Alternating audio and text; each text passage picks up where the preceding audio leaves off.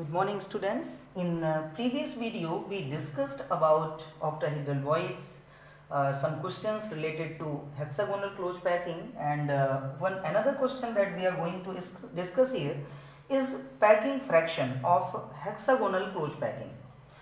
तो packing fraction का formula आप सबको पता है, volumes of all atom, volume of all atoms, ये जितने एटम इस हेक्सागोनल क्लोज पैकिंग के यूनिट सेल में हैं उन सब का समराइज्ड टोटल वॉल्यूम क्या होगा divided by volume of unit cell, इस पूरे यूनिट सेल का वॉल्यूम क्या होगा, है ना। ये होता है पैकिंग फ्रैक्शन का फॉर्मूला। तो आ जाइए पहले इन एटम्स का वॉल्यूम निकाल लेते हैं। तो वॉल्यूम ऑफ एटम्स के लिए हमें सबसे पहले एक फॉर्मूला लिखना होगा, क्या, Z into 4/3 pi are cube. अब बेटा ये Z क्या होता है, तो Z आप जानते हो नंबर ऑफ एटम्स है।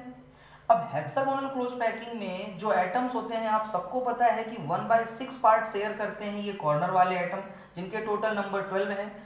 हाफ पार्ट शेयर करते हैं ये एटम जो फेस के सेंटर पे हैं, और 3 एटम्स बेटा मैं इनके बारे में बात कर रहा हूं जो inside the hexagonal close packing unit cell है। डन, इसको आपने सॉल्व किया, 6 आया, तो Z की वैल्यू आपके पास 6 है। तो टोटल वॉल्यूम कितना निकला बेटा, वॉल्यूम ऑफ एटम्स कितना आया कि Z की वैल्यू आ गई बेटा 6 इंटू 4/3 पाई आर क्यूब। यहां से आपने इसको सॉल्व किया तो आपको वैल्यू मिल गई 8 pi are cube. Done, 8 pi are cube बेटा हो गए इन एटम्स के थ्रू वॉल्यूम। जो एटम का वॉल्यूम है वो 8 पाई आर क्यूब है। इसको इक्वेशन नंबर 1 डाल के छोड़ रहा हूं, आप जल्दी से इसको नोट कर लीजिए, जल्दी से इसका स्क्रीनशॉट लीजिए। तो अब बच्चों हमारा अगला टास्क ये है कि हम वॉल्यूम ऑफ यूनिट सेल निकाल लें। इस हेक्सागोनल यूनिट सेल का वॉल्यूम हमें चाहिए। Next task is this. तो हम एक काम करते हैं बेटा, इस पूरे हेक्सागोनल यूनिट सेल का वॉल्यूम निकालने के लिए हम area of this base, hexagonal base, multiplied by height लिख सकते हैं। यानी volume of unit cell will be area of hexagon, जो ये नीचे हेक्सागोन बना हुआ है इसका area, multiplied by height, height मान लीजिए हमने h माना। अगर इसको हम फाइंड आउट कर लेते हैं तो हमें यूनिट सेल का वॉल्यूम मिल जाएगा। अब बिल्कुल आराम से बेटा आपको समझना है इस बात को, हमारा पहला टास्क है इस एरिया को फाइंड आउट करना। तो इस बात को समझिएगा बेटा, सबसे पहली चीज तो आप ये समझिए कि जो ये हेक्सागोनल यूनिट सेल आप देख रहे हैं ये रियल में 3 अलग अलग लेयर हैं। मतलब जैसे एक लेयर ये है, ऐसा नहीं है कि यहाँ पर ये एटम अलग हाइट पे हैं। सच में ये एक 2D स्ट्रक्चर है बच्चों, इस बात को समझने की कोशिश करना। ये 2D स्ट्रक्चर है, ये भी 2D है, ये भी 2D है। तो इनका अरेंजमेंट कुछ ऐसे है, जैसे एक हेक्सागोन यू लगा हुआ है, दूसरा ये लगा है, तीसरा यहाँ पे एक एटम, यहाँ भी एटम अरेंज है लाइक दिस। डन, और इनके एटम्स आपस में एक दूसरे को टच कर रहे हैं। ये तो टच नहीं कर सकते, लेकिन बेटा ये वाले एटम्स, ये वाला एटम इसको टच कर रहा होगा ऊपर, ये वाला एटम इसको नीचे टच कर रहा होगा। बाकी अदर एटम्स में अगर यहाँ अरेंज करता हूं तो वो भी बेटा आपस में टच कर रहे होंगे। जैसे एक एटम अगर मैं यहाँ बना दूं तो ये आपस में एक दूसरे को टच करेंगे वॉइड वाइज, मतलब बिल्कुल ओवरलैप तो नहीं करेंगे क्योंकि ये लेयर अलग है, ये लेयर अलग है। ये भी बेटा इसको वॉइड में टच करेगा, डायरेक्ट ये टच नहीं कर रहा होगा, ये इसको यहाँ पर वॉइड में टच करेगा लाइक दिस। तो ये बेटा 2D स्ट्रक्चर है, इस चीज को समझिएगा। हमारा टारगेट क्या है कि हम वॉल्यूम निकालना चाहते हैं, तो हमें सबसे पहले एरिया ऑफ हेक्सागोन निकालना होगा, यानी इसका एरिया चलो हमें निकालना है। तो मैं एक अलग डायग्राम इसका बना रहा हूं, आप समझने की कोशिश करना। जैसे मान लो ये डायग्राम अगर इसका हम अलग बनाएंगे तो सबसे पहले तो हमारे दिमाग में ये बात होनी चाहिए कि ये सारे एटम बेटा एक दूसरे को टच कर रहे हैं। ये बेटा मैंने सेंटर वाला एटम बनाया, ये ऊपर के 2 हैं और ये नीचे वाले 2 हो गए। डन, ये वाला बेटा एटम यहाँ आ गया और ऐसे ये वाला एटम इधर वाला यहाँ आ गया। ठीक है, तो अगर बेटा मैं इनके सभी के सेंटर्स को आपस में मिला दूं कुछ इस टाइप से, मेरी बात को बिल्कुल प्यार से समझने की कोशिश करना, इन सभी के सेंटर्स को अगर मैं आपस में मिला दूं तो मुझे एक चीज दिखाई दे रही है कि 6 इक्विलैटरल ट्रायंगल हमको मिल रहे हैं। 6 इक्विलैटरल ट्रायंगल बेटा मुझे मिल रहे हैं, समझिएगा बात को। 6 इक्विलैटरल ट्रायंगल सभी को समझ में आ गया होगा मेरे हिसाब से। तो जो ये 6 इक्विलैटरल ट्रायंगल है, तो मुझे एक बात पता है कि एरिया ऑफ इक्विलैटरल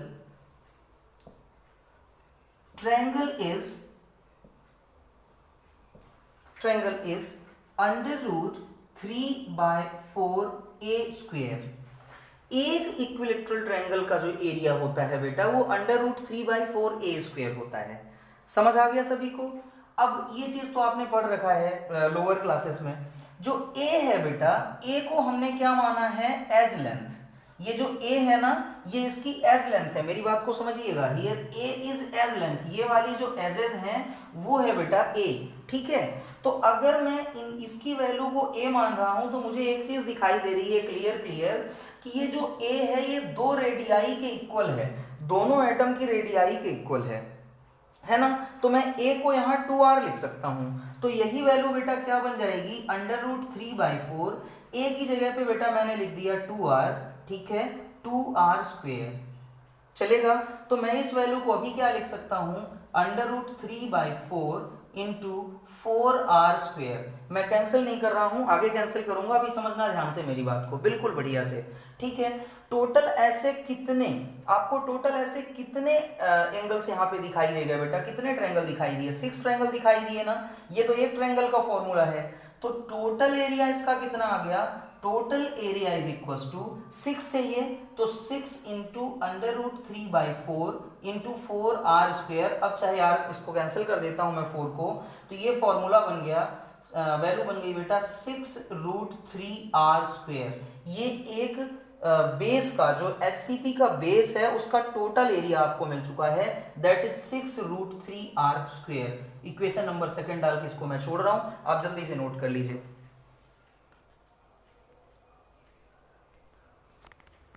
फाइन बेटा, तो 6√3r² आपको बेस का एरिया मिल गया। अब आपके लिए नेक्स्ट टास्क है हाइट को फाइंड आउट करना। अगर हाइट मिल जाए तो आप वॉल्यूम निकाल सकते हो।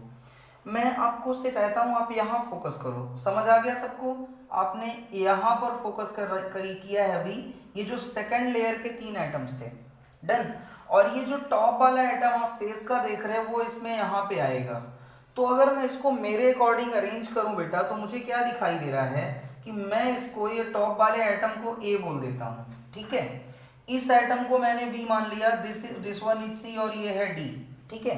तो अगर मैं इसको थोड़ा सा डायग्राम में अरेंज करूं तो देखो, समझना मेरी बात को, ये जो ए है, ठीक है, ए और सी के बीच की जो लेंथ होगी वो होगी 2r। सभी को समझ आ गया? कैसे? ए का के सेंटर से मैंने सी के सेंटर को मिलाया और ये दोनों आपस में एक दूसरे को टच कर रहे हैं, तो एक की लेंथ r, दूसरे की लेंथ भी r, that is 2r। Clear? आगे समझो।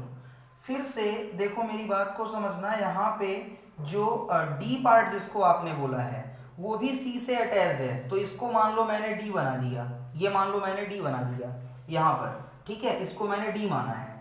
और यहाँ जो मेरे पास बी है उसको मैंने यहाँ रख दिया, इसको मैंने बी माना है।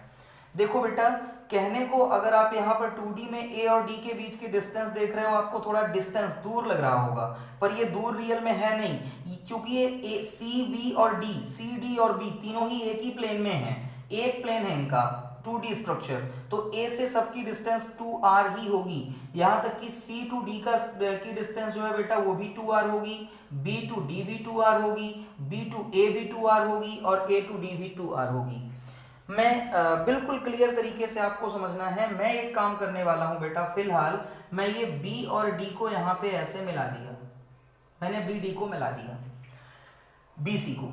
BCD का जो सेंटर है बेटा यहाँ पर, अगर मैं A और इस सेंटर को मिला दूं, मान लो इस सेंटर को मैंने E नाम दिया है, दिस सेंटर इज E, ठीक है। अगर मैं A और इस सेंटर E को मिला दूं तो ये बेटा बिल्कुल स्ट्रेट लेंथ होगी, स्ट्रेट लाइन होगी मेरे हिसाब से। आप बिल्कुल समझने की कोशिश करना, सभी को समझ आ रहा होगा कि ए से अगर मैं इसको मिला देता हूं तो ये बिल्कुल स्ट्रेट लाइन होगी। मतलब अगर उसको मैं आगे तक लेके जाऊं तो ये बॉटम वाले एटम के सेंटर पे जाके ये लाइन मिलेगी, ठीक है। और अगर मैं इतना निकाल लूं, इस वैल्यू को अगर मैं निकाल लूं तो उसको डबल कर दूंगा तो मुझे हाइट मिल जाएगी, ठीक है। सभी को समझ आ गया?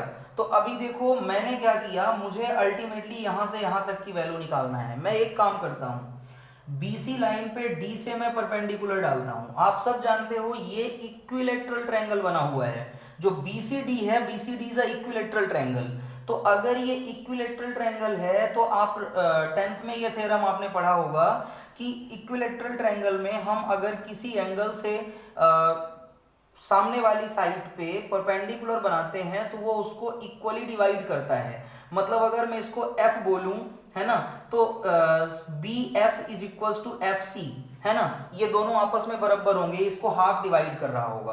क्लियर है सभी को? सभी को अच्छे से समझ आ गया? बिल्कुल बढ़िया। तो अभी देखो मैं एक काम और करता हूं। मैंने सबसे पहले जब इसको ये मैंने हाफ डिवाइड किया, इस पॉइंट को मैंने हाफ डिवाइड किया, तो देखो मुझे क्या करना है, मैं यहां इसको R बोल देता हूं। डन। ये R हो गया, ये 2R हो गया, तो ये पूरी लेंथ मुझे मिल गई। ये लेंथ पूरी कितनी है, कंप्लीट लेंथ ये कितनी है, that we come to know, है ना। ये मुझे पता चल गया। कैसे पता चल गया?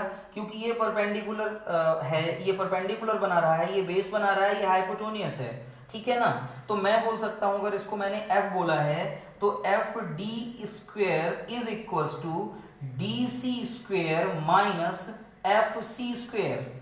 चलेगा? यहां से मैं ये FD की वैल्यू फाइंड आउट कर सकता हूं, यानी FD स्क्वायर की वैल्यू कितनी होगी, DC बोले तो 2R स्क्वायर माइनस FC मतलब R स्क्वायर। चलेगा?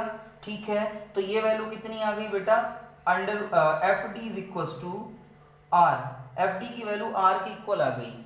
ठीक है, यहां तक किसी को कोई प्रॉब्लम?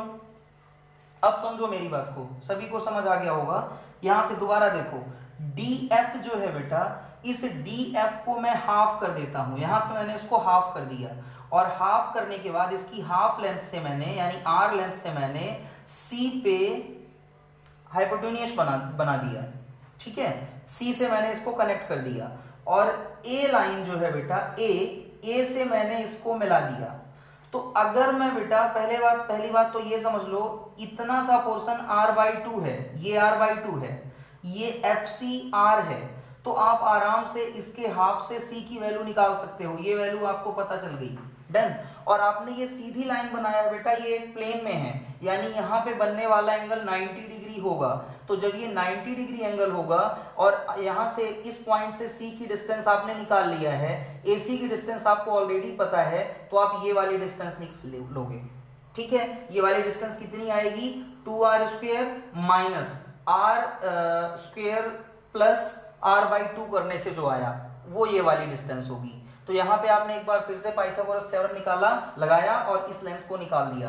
तो हाफ H/2 जो है, हाफ H का हाफ, वो कितना आएगा बेटा, इसको आप कैलकुलेट करोगे तो आपको ये वैल्यू मिलेगी √2/3R इंटू 2। मैं इसको 2 इंटू 2/3R लिख रहा हूं।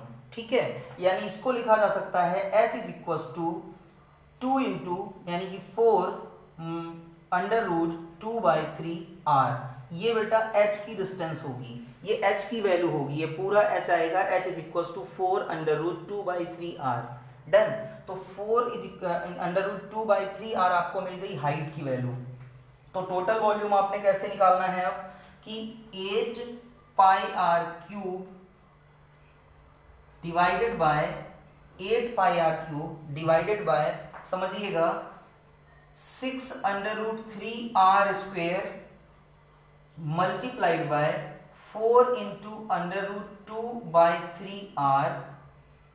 ये सारी वैल्यू आप सॉल्व करोगे, आपको पैकिंग फ्रैक्शन मिलेगा, और ये वैल्यू होती है बेटा 0.74, या परसेंटेज में पैकिंग एफिशिएंसी निकालेंगे तो दैट विल बी 74%। ऐसे बेटा आप यहां से पैकिंग एफिशिएंसी और परसेंटेज निकाल सकते हैं। अभी HCP के लिए इतना ही। Thank you.